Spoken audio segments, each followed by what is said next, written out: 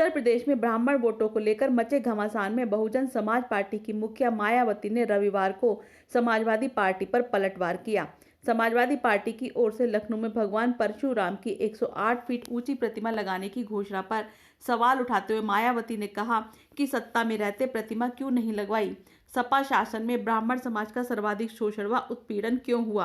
उन्होंने आरोप लगाया कि अब चुनाव नजदीक आने पर सपा की ओर से राजनीतिक स्वार्थ में प्रतिमा लगाने की बात की जा रही है। मायावती ने सरकार आने पर सपा से बड़ी व भव्य परशुराम प्रतिमा लगवाने की घोषणा करते हुए कहा कि ब्राह्मण समाज का बसपा से भरोसा उठ गया है। मायावती ने सरकार आने पर सपा से बड़ी व भव्य परशुराम प्रतिमा लगवाने की घोषणा करते हुए कहा कि ब्राह्मण समाज का बसपा पर भरोसा अधिक है, क्योंकि हमारी कथनी और करनी में कोई अंतर नहीं होता। उन्होंने भाजपा व कांग्रेस पर भी ब्राह्मणों को गुमराह करने का आरोप लगाया। परशुराम की ऊंची प्रतिमा लगाने की भी बात कर रही है, लेकिन इस मामले में हमारी पार्टी का सपा को ये भी कहना है कि यदि इनको वास्तव में इनकी प्रतिमा इनके सम्मान में लगानी भी थी तो इनको इसे अपने पूर्व के रहे शासनकाल में ही लगा देना चाहिए था। बीएसपी किसी भी मामले में सपा की तरह कहती नहीं है बल्कि करके दिखाती है। अर्थात बीएसपी की सरकार बनने पर फिर हमारी सरकार ब्राह्मण समाज की इस चाहत को ध्यान में रखकर यहाँ परशुराम की प्रतिमा हर मामले में सपा की तुलना में ज़्यादा भव्य ही लगाएगी। इसका ब्राह्मण समाज को बीएसपी के ऊपर ज़्यादा भरोसा भी है।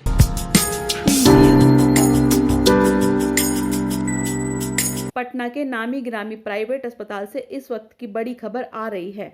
खबर के मुताबिक पटना के बेली रोड स्थित पारस अस्पताल में मुजफ्फरपुर के मरीज के परिजनों ने जमकर हंगामा किया।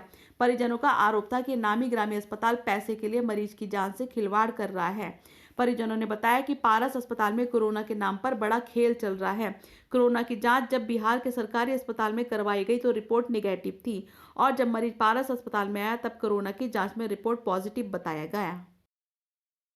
करने के लिए डॉक्टर ने बोला था, हमने हमारे पेशेंट का कोविड जो है नेगेटिव आया हुआ है। बिहार सरकार का मेरे पास जो है तो रिपोर्ट आया हुआ है, फिर भी लोगों ने कोविड डिपार्टमेंट में रखा हुआ है। और पॉजिटिव होगा तो ये रिस्पॉन्सिबिलिटी लेंगे, लिख के देना कि पॉजिटिव पैसा। ये चोर हॉस्पिटल है, पैसा पहले चाहिए।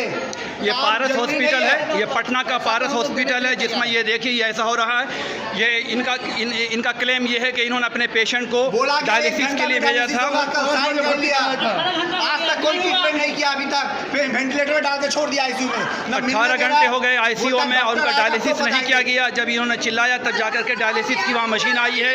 ये पारस ये इनके पेशेंट हैं, इनके हस्बैंड हैं। रात इनकी डेथ हो गई और अब तक ये 12 घंटे से ज़्यादा हो गए और अब तक इनको नहीं दिया। ये बोला गया है कि आपका पेशेंट 50% रिकवर है।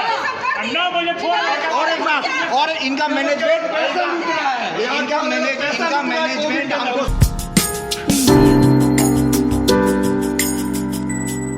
सुशांत सिंह राजपूत सुसाइड मामले में बिहार पुलिस ने 40 पेज की रिपोर्ट सीबीआई को सौंप दी है। रविवार को शिवसेना नेता संजय राउत की टिप्पणी पर बिहार के डीजीपी गुप्तेश्वर पांडे ने जवाब दिया है। उन्होंने ट्विटर पर लिखा है कि मुझे कितनी भी गाली दो, सुशांत को न्याय चाहिए। गुप्तेश्वर पांडे ने ट्विटर पर लिखा कि जीवन भर निष्पक्ष रहकर निष्ठापूर्वक आम जनता की सेवा की है। मुझ पर बहुत तथ्यहीन अनर्गल आरोप लगाए जा रहे हैं, जिसका जवाब देना उचित नहीं। मुझे जितनी भी गाली दो, लेकिन सुशांत को न्याय चाहिए।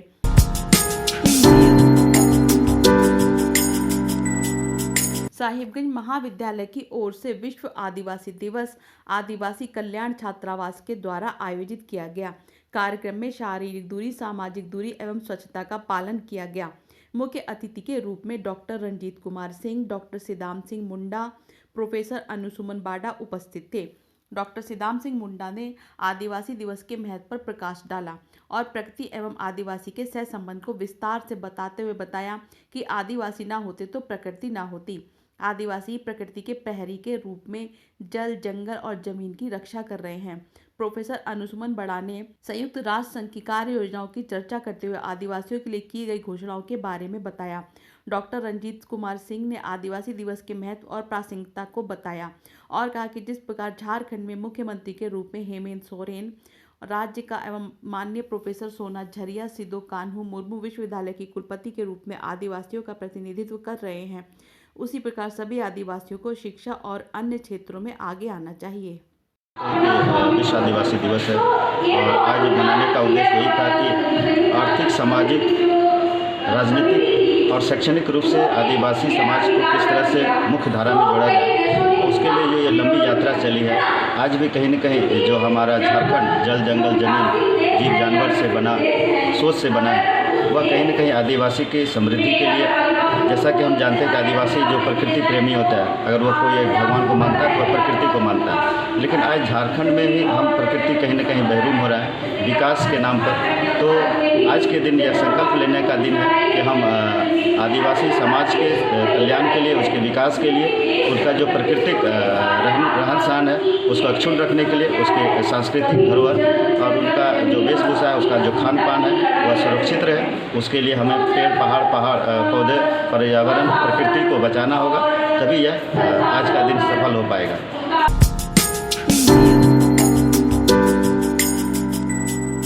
जिले की बोरियो थाना अंतर्गत अरुण शाह का अपहरण एवं उसके कुछ दिनों बाद हत्या कर शव को खेत में फेंकने का सनसनीखेज मामले में पुलिस छापेमारी कर आरोपियों को गिरफ्तार कर रही थी।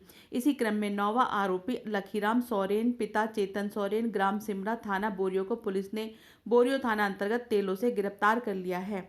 मामले की जानकारी देते हुए साहिबगंज अनुमंडल पुलिस पदाधिकारी विजय आशीष कुजूर ने बताया कि सभी आरोपी नेशनल संथान लिबरेशन आर्मी के सदस्य हैं और ये सभी क्षेत्रों में घूम घूम कर आसाम से आने वाले सभी संथाल को माइग्रेट कर अपने ग्रुप में जोड़ते थे और लगातार संगठन को मजबूत बनाने का काम कर रहे थे। छापामारी दल में इंस्पेक्टर बरहेट, थाना प्रभारी त्रियुगी नारायण झा, पुलिस अवर निरीक्षक सौरभ कुमार, जगन्नाथ पान, प्रवीण बेदिया, बोरियो थाना एएसआई मनोज कुमार शर्मा सहित कई अन्य पुलिस पदाधिकारी एवं जवान शामिल थे। तो बोरियो थाना अंतर्गत एक घटना अपहरण का हुआ था, जिसमें कांड संख्या 146/2020 दर्ज किया गया था। इस घटना को कारित करने में नेशनल संथाल लिबरेशन आर्मी की संलिप्तता पाई गई थी और तब से लेकर आज तक लगातार कार्रवाई किया जा रहा है और सूचना संकलन किया जा रहा है। इसी के तहत हमारे पुलिस अधीक्षक महोदय को ये सूचना प्राप्त हुई थी। इसी सूचना के सत्यापन के क्रम में एक व्यक्ति जो हमारे केस से संबंधित था, लखीराम सोरेन की गिरफ्तारी हुई है और उनके पास से एक मोबाइल मिला है। ये लखीराम सोरेन इस पूरे घटनाक्रम में अपनी एक विशेष भूमिका में था, चाहे वो शेल्टर देना, चाहे उनको फूड प्रोवाइड करना, चाहे उनको ट्रांसपोर्टिंग प्रोवाइड करना। और शुरू के दौर पे जब नेशनल संथाल आर्मी का फाउंडेशन हो का जो पीरियड था, उस समय भी इनकी भूमिका काफ़ी अग्रगण्य रही है। पुलिस सर इस मामले में अरुण शाह के अपहरण और हत्या के मामले में आगे क्या कार्रवाई कर रही है और संगठन क्षेत्र। साहिबगंज जिले के मदनशाही गंगा घाट पर चल रहे नाव द्वारा पत्थर तस्करी के मामले में पुलिस ने छापेमारी की। 5 नाव जब्त, कोई गिरफ्तार नहीं। मामले की जानकारी देते हुए सदर एसडीपीओ विजय आशीष कुजूर ने बताया कि गुप्त सूचना के आधार पर छापेमारी की गई है। किसी प्रकार का कोई अवैध कार्य गंगा के रास्ते नहीं होगा। मामले में संबंधित पदाधिकारी को अवगत कराया गया है। साथ ही अवैध तस्करी के मामले में जांच कर आवश्यक कार्यवाही की जाएगी। ये टास्क फोर्स गठित है जिसमें स्वयं जिला खनन पदाधिकारी हैं। आज भी जिला खनन पदाधिकारी के नेतृत्व में हमारा टास्क फोर्स गई थी, उन्हें सूचना था और सूचना के सत्यापन के क्रम में 5 पुल बोट मिला है। उसमें साथ ही उसमें आप देखेंगे वो गिट्टी और पत्थर लग रखा हुआ था। तो ये बड़ी कार्रवाई है जिला के लिए। पुलिस के द्वारा